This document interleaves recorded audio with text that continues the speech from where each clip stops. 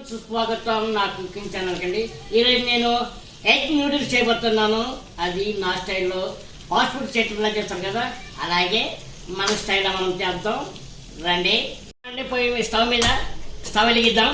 ఇప్పుడు నీళ్ళు పోసుకుందాం. ఒక స్పూన్ ఉప్పు వేసుకుందాము. కొంచెం నూనె వేసుకుందామండి. నూనె ఎందుకు వేస్తున్నామంటే ఒకటి కోటి అంటుకోకుండా ఉంటుంది, అందువల్లగా నూనె వేసుకోవాలి మనం వాటర్లో. కావాల్సిన పదార్థాలు అండి ఇవ్వండి. క్యాబేజీ చిన్నగా కట్ చేసుకున్నాం, 3 కోడిగుడ్లు, పచ్చిమిరపకాయలు ఇవ్వండి చీలకలు చేసుకున్నాం, క్యారెట్ ఇవి కూడా చిన్నగా చీలకలు చేసుకున్నాం, చిన్నగా ఉల్లిపాయలు కట్ చేసుకున్నామండి. ఇవ్వండి దీంట్లో మ్యాగీ చేసుకోవచ్చు, నూడిల్స్ చేసుకోవచ్చు అండి. నేనేమైతే నూడిల్స్ చేస్తున్నాను దీంతో అండి. ఇంకొక 2 సెకండ్లో 5 సెకండ్ నీళ్ళు మరిగితే నెక్స్ట్ నూడిల్స్ చేద్దాం. నీళ్ళు మరిగినాయండి, మనం నూడిల్స్ చేద్దాం.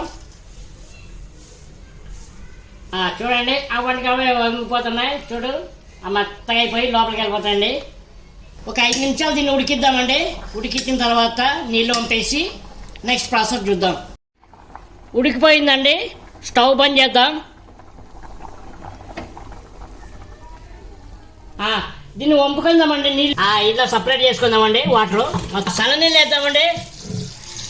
సన్న నీళ్ళు వేయాలి, ఎందుకంటే మళ్ళీ ఇది బాగుండదు. సన్న నీళ్ళు వేస్తే బాగుంటుంది. చల్ల నీళ్ళు వేస్తే ఒకదానికొకటి అంటుకోకుండా ఉంటుంది, అందుకే చల్ల నీళ్ళు పోయాలండి. చూడండి దీన్ని పక్కకు పెట్టుకుందాం. నెక్స్ట్ ప్రాసెస్ చూద్దాం. చూడండి ఎలా వచ్చింది.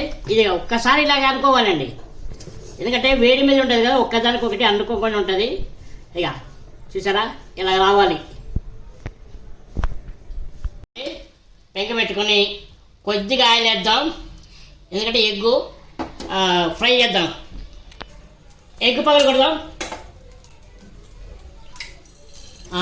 3 గుడ్లు వేసామండి.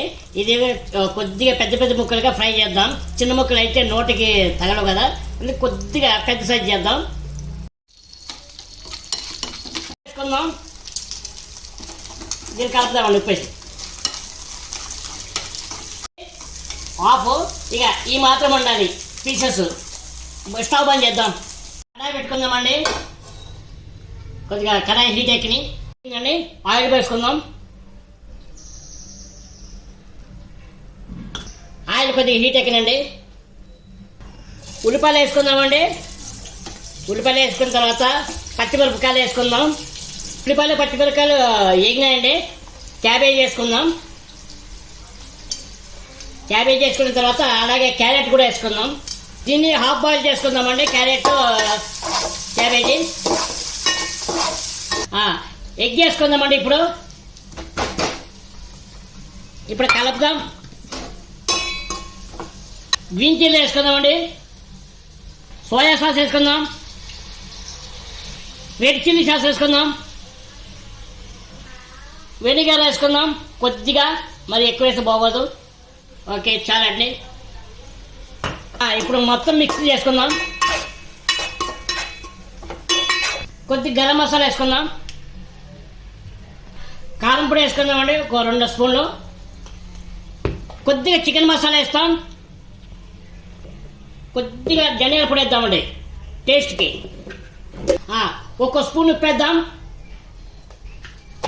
ఈ గరం మసాలాన్ని షాప్లో వేయనండి, నేను వేసాను. చికెన్ మసాలా, ధనియాల పొడి, గరం మసాలా వేసాను. టేస్ట్ బాగుంటుందండి. నెక్స్ట్ మనము నూడిల్స్ వేసుకుందాం. నూడిల్స్ వేద్దామండి. ఇప్పుడు ఒకసారి కలుపుకుందామండి ఇవి. ఓకే అండి, మనము ఈ ఒకవేళ ఉప్పు కారం తక్కువ ఉంటే వేసుకుందామండి. ఎందుకంటే నూడిల్స్ వేసిన తర్వాత మనకి ఉప్పు కారం తక్కువ పడుతుంది, చూసుకొని వేసుకుందాం. ఎందుకంటే ఇలా కలుపుకోవాలి మొత్తం, ఎందుకంటే నూడిల్స్ కదా, దీంతో కలిపితేనే కలుస్తుంది మొత్తం. ఉప్పు కారం తక్కువ ఉందండి. ఇక ఇంకొక స్పూన్ ఉప్పు వేస్తున్నాను. సారీ అండి, కారము వేసాను. అలాగే 1 స్పూన్ ఉప్పు వేద్దామండి.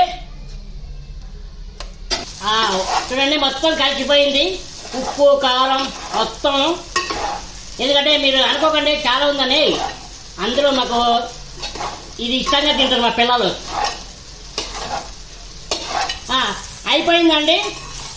స్టవ్ బంద్ చేసి సర్వ్ చేసుకుని తిందాం. ఎంతో రుచికరమైన ఎగ్ నూడిల్స్ చేశాను. ఎలాగ ఉందో టేస్ట్ చేస్తారు మా పిల్లలు, ఎందుకంటే నేను ఎగ్ తిన్ను కాబట్టి. అలాగే నేను చేసినట్టు మీరు చేసుకొని ప్రాసెస్లో ఎలాగుందో మా కామెంట్ సెక్షన్లో కామెంట్ చేయండి. అలాగే నా ఛానల్ని లైక్ చేసి, షేర్ చేసి, సబ్స్క్రైబ్ చేసి ఆల్ బెల్ ఐకాన్ కొట్టండి. బాయ్.